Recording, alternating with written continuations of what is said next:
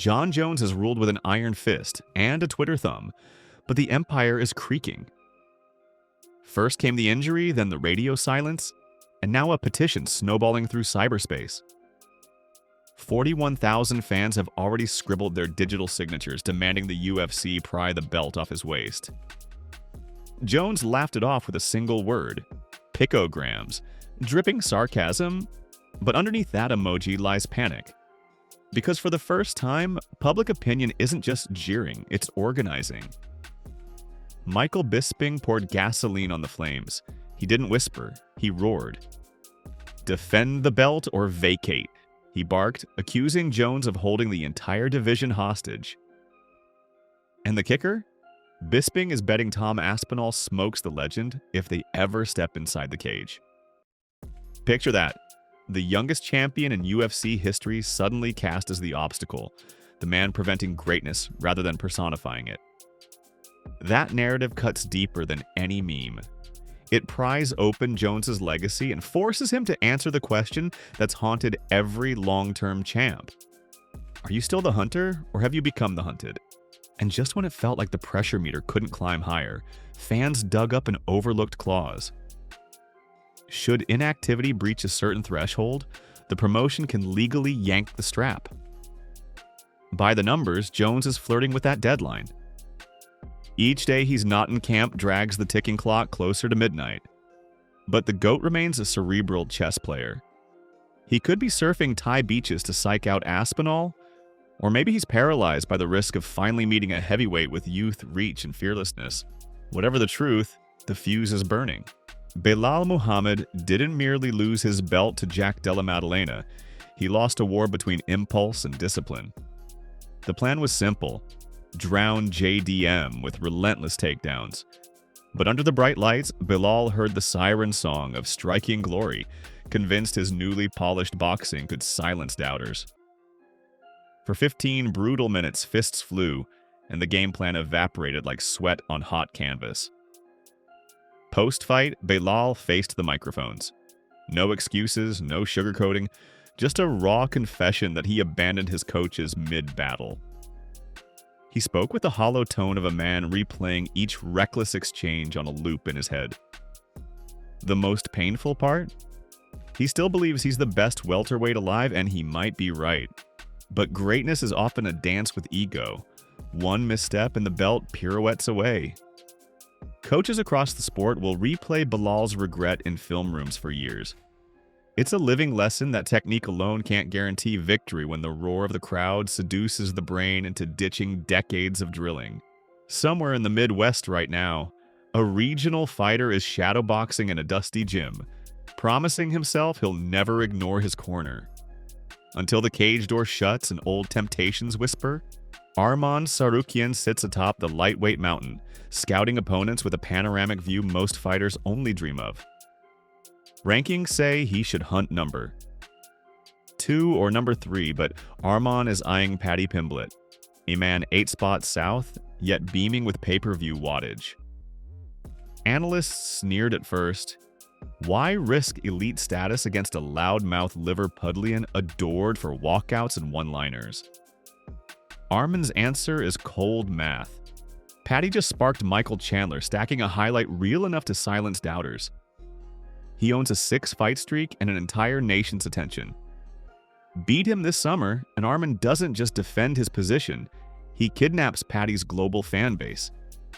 It's conquest by exposure, and it underscores a truth hardcore purists hate to admit. In modern MMA, popularity can rewrite the title shot calculus faster than a judge's scorecard. Behind the cameras, Paddy's camp senses the trap. Accept too soon and risk derailment. Decline and watch the internet brand him protected. Negotiations swirl, dates shift. Each Instagram story becomes a clue. But Arman won't wait forever.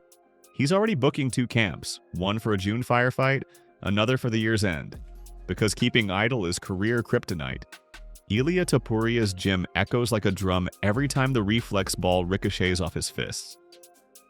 The 27-year-old has mastered a rhythm that looks more art than combat, yet each strike radiates menace.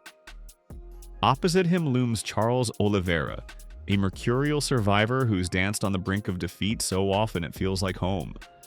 Their collision at UFC 317 promises violence laced with chaos. But here's the twist. Respected coach Ray Longo predicts Topuria won't just win, he'll knock Du Bronx unconscious. He cites Charles's chinny history and Ilya's freight train power. For skeptics, the memory of Oliveira clawing back from hell against Chandler and Poirier stands as counter-evidence. For believers, Topuria's youth and merciless finishing instincts spell apocalypse. Fueling the narrative, Henry Cejudo dropped a bombshell. He phoned manager Ali Abdelaziz personally, pleading with him to stop Islam Makhachev from forfeiting the lightweight belt en route to welterweight. Simultaneous champ status is priceless, Cejudo insisted, speaking from experience. But Islam let go, and so did Ilya at featherweight, meaning the new generation chases glory stripped of golden armor. Cejudo calls it a mistake. Others call it a clean slate. Either way, Topuria now fights for undisputed status without the shadow of a second strap weighing him down. Corey Sandhagen rarely screams for attention. Instead, he tiptoes through language, choosing precision over volume. On the Overdogs podcast, he delivered a surgical critique. Sean O'Malley hasn't fought the best of the best long enough to call himself king. Translation: your belt shines, but its foundation might be flimsy. Sandhagen's argument is simple. Iron sharpens iron. He's logged rounds against killers Jan, Dillashaw, and yes, Merab. None of those names top O'Malley's resume. Corey's not begging Twitter for validation. He's letting mathematics of competition speak. And rest assured, nobody with rainbow hair enjoys being painted as sheltered. Expect a spicy rebuttal soon, because when narrative control slips, showmen swing back fast. Buried beneath the trash talk is a technical chessboard. Corey's footwork and angles versus O'Malley's timing and sniper-like counters is a stylistic riddle fans drool over. When, not if, that matchup lands, YouTube breakdown channels will feast. Dan Hooker, forever the brawler who'd trade sleep for scrap, recently emerged from surgery with one hand stitched and swollen. Instead of disappearing, he strapped on a single glove and hammered pads, each left hook echoing defiance. Social media blew up, video proof that the hangman refuses to hang it up.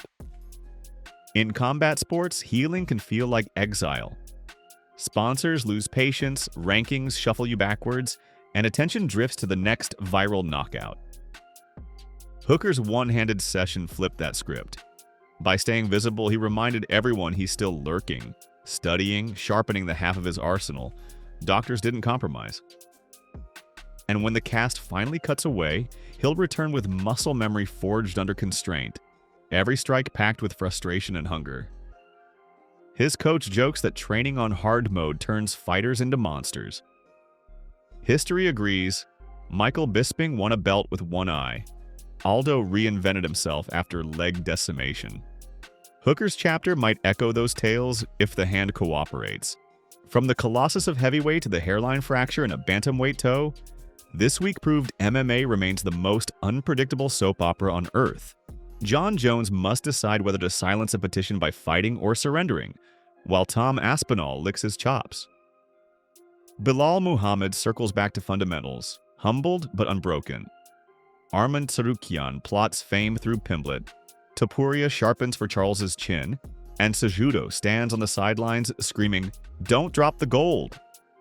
Corey Sandhagen trolls politely, Dan Hooker jabs one-handed, and Merab's toe might rewrite the summer schedule.